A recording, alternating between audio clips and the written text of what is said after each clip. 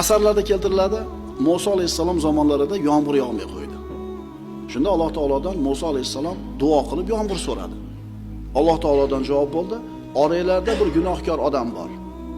Shu odam tufayli yomg'ir yog'mayapti." Shunda Musa alayhissalom qavmiga qarab, "Oramizda bir odam bor ekan, gunoh qilayotgan. Shu odam chiqib ketmasa yomg'ir yog'mas ekan. Shu odam chiqib ketsin" deb xitob qildi. Hech kim chiqib ketmadi. Hech kim qavmni tark qilmadi. Lekin bir qancha vaqt o'tgandan keyin yomg'ir yog'di. Shunda Alloh taologa Musa alayhissalom duo qildi: "Parvardigor, kim edi u senga osiylik qilayotgan kishi?" dedi. Alloh taolo aytdi: "Ey Musa, seni so'zingdan ajablanaman. U bandamni osiy bo'lib turgan paytda sharmanda qilmay yashirdim-u, endi tavba qilganida oshkor qilaymi?" dedi. Alloh taolo osiy bandasini ham modomiki o'zini o'zi sharmanda qilmayaptimi, nima qilyapti? Bor, shunaqa odamlar bor, urug'ingizda bor, mahallangizda bor, jo'rangizda bor, poylab yuradi. Shu bitta xato qilsa ko'tarib chiqib, mana shu odam yaxshi odam bo'lmaydi. Agar birodar siz ham kimidir haqqini qachonlardir yeb qo'yib, zulman sizlar shu turli kasb egalari bilan gaplashinglarda muammolarni aytadi. Mansabingiz bilan qo'rqitdingiz. Quvvatingiz bilan qo'rqitdingiz. Agar shunaqa qilib kimidir haqqini yeb bermasdan chiqib ketgan bo'lsangiz, ustalarni uydan chiqarib yuborayotganlarni ko'p eshitamiz. Usta zo'r qilgan ishdi. Endi pulni olishga kelganda mana qilsan, nagili bermay qo'yganlar bor ekan. O'sha o'zga yurtda ishlayotgan, bizdan borib ish prorablik qilayotgan odam 3-4 ta bolalarni olib kelgan, ishlatgan. Katta ob'yomdagi ishni olgan, endi qilgandan keyin bolalarga to'laydigan pul katta bo'lib ketgan. Bermagan, uni bahona qilib. Qarg'ab kelishgan, uying kuysin deb.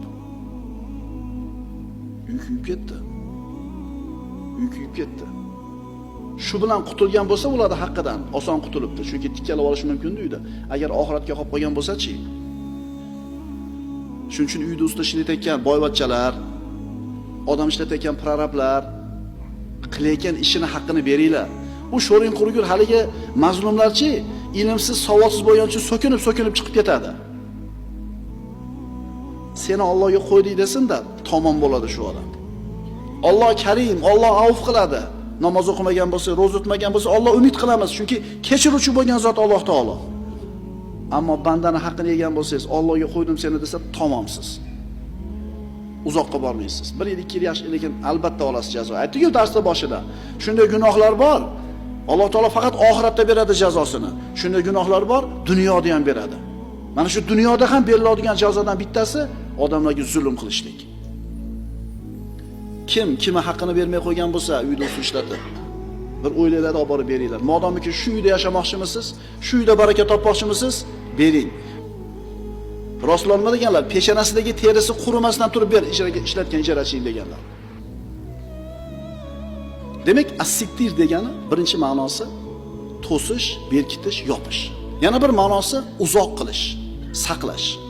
Payg'ambarimiz sollallohu alayhi vasallamning zavjay mutahharalardan Oysha roziyallohu anha aytadilar: "Bir kuni meni uyimga 2 ta qizini yetalab bir ayol kishi keldi va so'randi, tilamchilik qildi.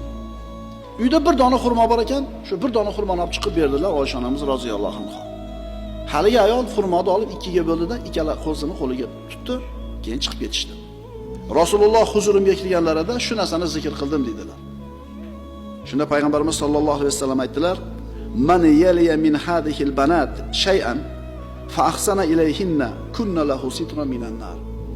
Kim mana shu qizlarni ishini ustida bo'lsa, ya'ni tarbiya qilishi, boqishi, rioya qilishi, ishida ustida bo'lib, ularga chiroyli muomala qilsa, ularga ihson qilsa, yaxshilik qilsa, shu qizlar bu kishi uchun do'zaxdan to'siq bo'ladi. Mana aytdik, kunna lahu sitran minan nar. Shu kishi uchun do'zaxdan to'siq bo'ladi. As-sitr degan so'zning ikkinchi ma'nosi to'siq. Birodarlar, uyimizda-chi yetarli ish turibdi. Ummatni g'amini qilib osmondan kelmasdan qizingizni tarbiya qiling, jannatga kirishingizga shu ham kifoya qiladi. Bolalarni tarbiyasi bilan shug'ullaning, qiyomatda shunga javob berasiz. Ayolingiz, farzandlaringiz haqida. O'zi sigaret chekar, ummatni g'amini gapiradi. Yerga tush birodar. Jannatga olib boradigan ishlar birodarlar o'zimizni uyimizda turibdi. Uyimizni tuzatmasdan turib tashqariga chiqib gapirishlikka ozgina nima qilaylik? Insof qilaylik, uyataylik. Chunki mana shu amalni o'zi bittamida, ikkitamida, uchtamida qiz bolani tarbiya qilib, oppoq yuvib tarab, tarbiyalab, iymon, e'tiqodda, taqvoda, hayoda tarbiyalab, balog'atga yetganda o'ziga munosib bo'lgan dindor, iymonli, taqvoli kishini topib nikohlab uzatar ekan, shu qilgan ishi, ishoninglar birodarlar, jannatga kirishligiga kifoya amal bo'lishi mumkin. Buni va'dasini bizga Rasululloh sollallohu alayhi vasallam beryaptilar. Qaranglar-da, uyimizda turibdi, uyimizda turibdi.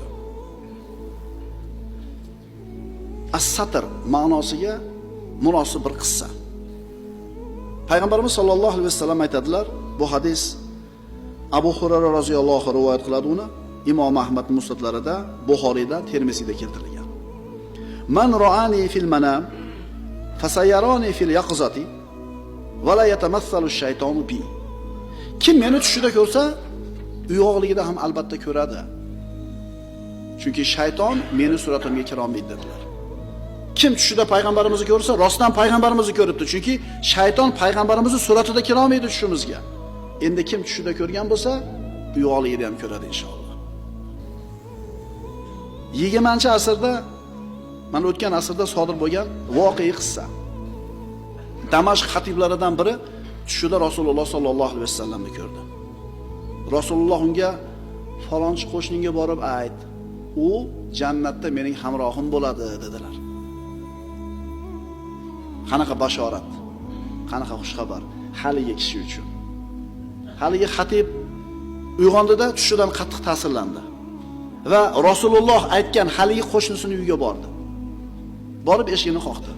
Haligi odam chiqdi, salom alaykum bo'ldi. Xullas, xatib aytdiki, menda Rasululloh sollallohu alayhi vasallamdan sizga bitta bashorat bor. Uni aytmayman. Bir amalingiz borki, shu tufayli shu bashorat aytildi. Shu amalingizni aytmasangiz, Alloh uchun qilgan bir amalingiz bor, shuni aytmasangiz, bu bashoratni aytmayman dedi. Haligi qo'shni unamadi aytishlikka. Ammo Rasulullohdan bashorat deb turibdi. Xatib ham qistab turib oldi, xullas aytadigan bo'ldi. Uylangandim dedi. Bir ayolga sovchi qo'yib uylandim. Menga turmushga chiqqanida 5 oylik xonada homilasi bor edi ekan dedi. Ya'ni benikoh bo'lgan homila. Mana endi shu yerda haydab chiqarib olsa, sharmanda qilsa haqqi bor. Lekin bu ayolni oyog'i toyilib, haqdan toyilgan ekan, meni qo'limda tavba qilishigini xohladim, yashirdim dedi. Aybini berib ketdim. Tug'adigan payti kelganida endi 4 oydan keyin tug'di. Turmushga chiqqaniga 4 oy bo'lib turib tug'ib qo'yapti. Doyani uyga olib keldim, tunda tug'di. Tong yotganda haligi bolani qo'limga oldimda jome masjidiga bomdod namoziga kech qolibroq chiqdim. Hamma namozga turgan, imom quloq qoqqan, hamma kirib bo'lgan, sekin eshik tagiga qo'ydi bolani, kirib imomga ergashdi. Namozni o'qib bo'ldi, tashqariga chiqsa odamlar to'planib turibdi. Nima gap? Ha, birov bolani qo'yib ketdi. Shunday keldida, haligi odam, menga beringlar shu bolani, men boqib olaman shuni dedi. Berishdi, onasiga olib borib berdi. Bir mo'min ayolni xatosini, kamchiligini, oyog'i toyilib ketganligini yashirib qo'ydi. Rasululloh sollallohu alayhi vasallamdan qanday bashorat keldi? Jannatda mening hamrohim bo'ladi. Ehtimol bitta shu ishingiz biror marta men ham bir odamni qilgan shu xato, kamchiligini, gunohini yashirib qo'yganmanmi deb so'rab ko'raylik. Agar ha degan javob bo'lsa, muborak bo'lsin. Agar Alloh uchun qilgan bo'lsangiz, shu amalingizdan umid qiling. Chunki Alloh taolo Karim bo'lgan, G'affar bo'lgan zot.